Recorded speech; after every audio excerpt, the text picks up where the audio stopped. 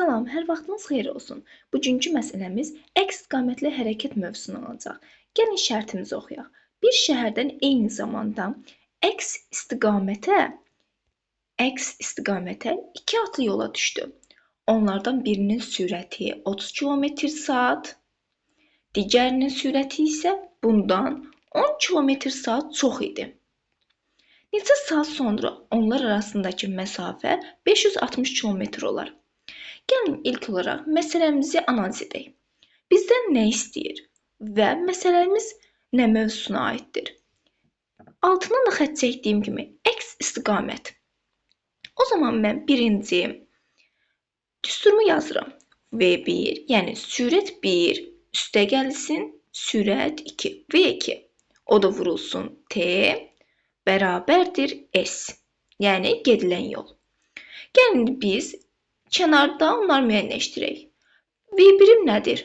V1 bərabərdir 30 km. Bəs V2 nədir? V2 də bərabərdir. Deyir ki, 30 km-dən, yəni digərinin sürəti isə bundan, yəni 30 km-dən 10 km çoxdur. 30-un üzərinə 10 gəlirəm, o dedir 40.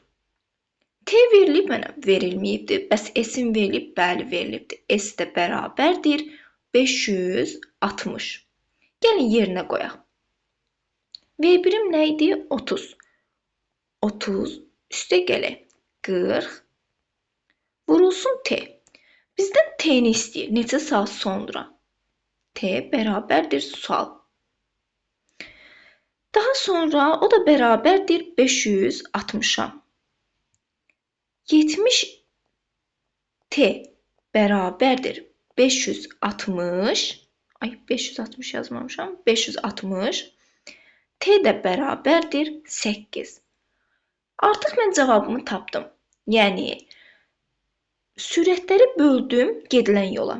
O da etdi 8. Yəni T'miz 8-ə bərabərdir.